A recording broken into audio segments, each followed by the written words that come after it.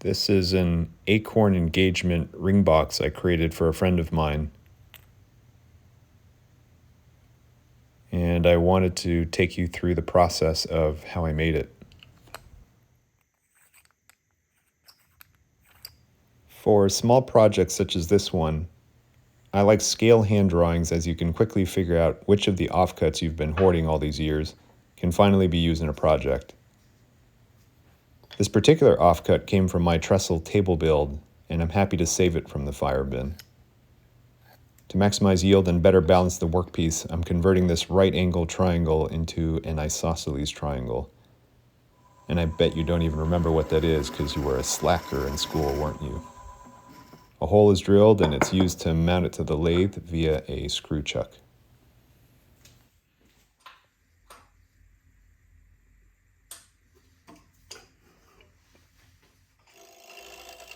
I turn it into rough round, leaving it at least a 1/4 inch oversized. A Forstner bit is used to create what will become the cavity that will hold the ring. And I refine the shape with a scraper to transition the side walls to the bottom, leaving a gentle fillet or a radius.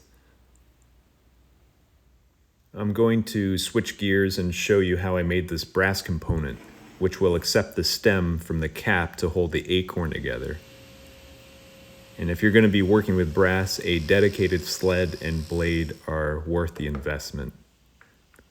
And if you own a saw stop, don't forget to turn off the default mode.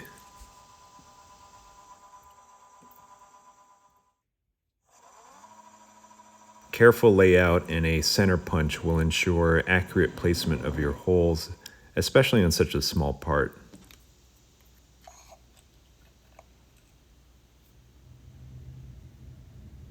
Here I'm applying flux to the two parts in preparation for silver soldering or brazing.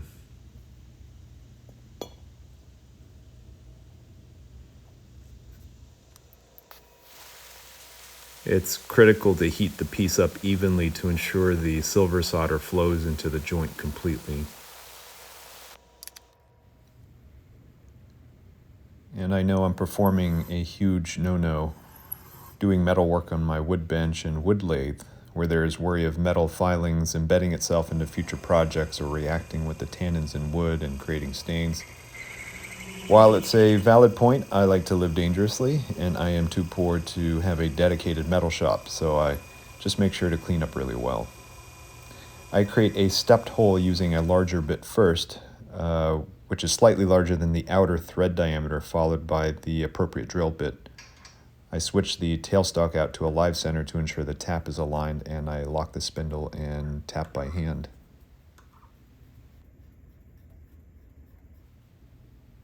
I swap to a Jacob's chuck on the tailstock and drill a 1/4 inch hole to accept the lower portion of the component. All that's left now is to cut a shallow mortise, and for that I'm going to be using my shaper origin. A 1/4 inch bit is mounted upside down, and I lower the bit into the hole to register the origin to the piece. This gives me a grid to place the cut file. Here you can see I've already created a shallow test cut to see if the piece fits before cutting at final depth. I found it easier to round over the piece than to square up the mortise, which is easily done with files and sandpaper since the radius is so small. And here's double-sided tape again to save the day. The brushed brass finish is a clean look but boring considering the occasion, so I use an abrasive rod mounted on my drill press to create an engine-turned or jeweled finish.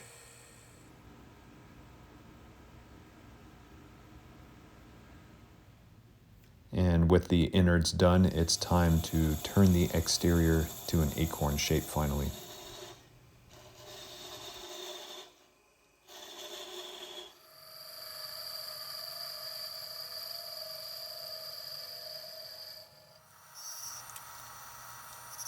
Using a template and taking your time to see where the high spots are, you can really sneak up and get an accurate profile. I use the remaining bit of wood still on the headstock to create a jam chuck and mount the nut backwards to address the bit of tear out at the tip and further refine the shape.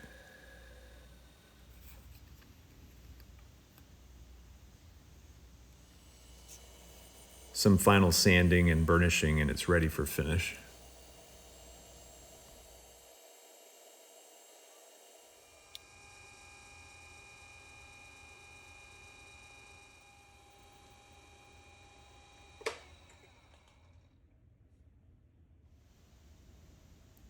I chose walnut to make the cap or cupule of the Acorn.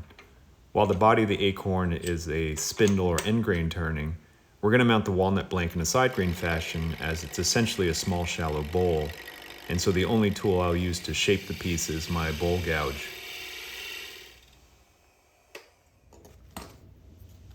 Here I'm transferring markings to guide the shaping of the lower half of the cap.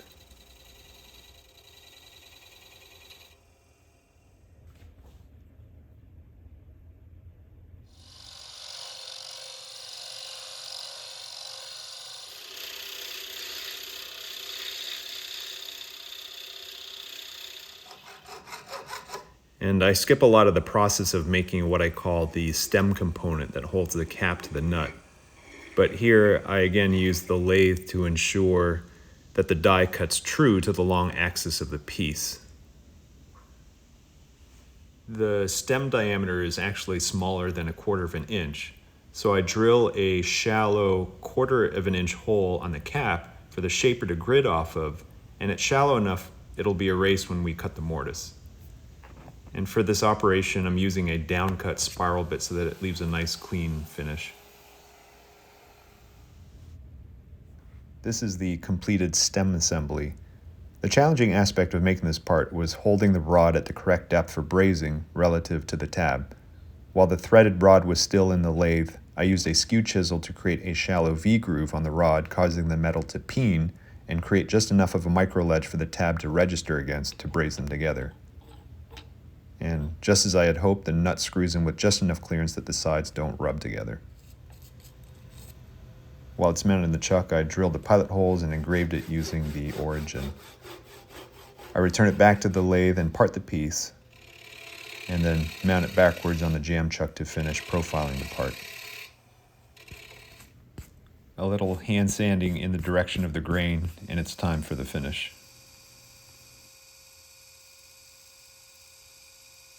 And to ensure that the jeweled faces don't tarnish, I apply a thin coat of shellac to the exposed metal parts and screw heads.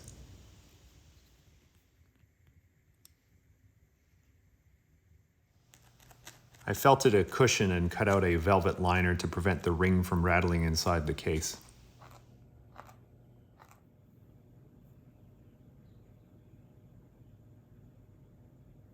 I've seen similar cases with hand-chased threads or a piston-fit lid, but I wanted to make something that wouldn't be affected by moisture or wood movement, and that opening it in 40 years would just be as smooth as opening it today.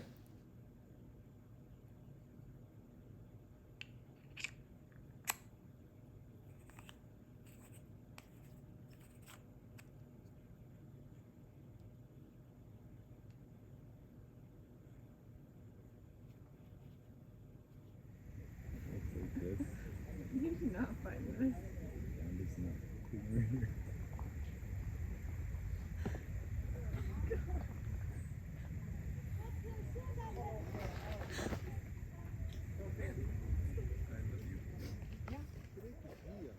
Oh, and that friend who I'm making that ring box for, well, she's now my fiancée.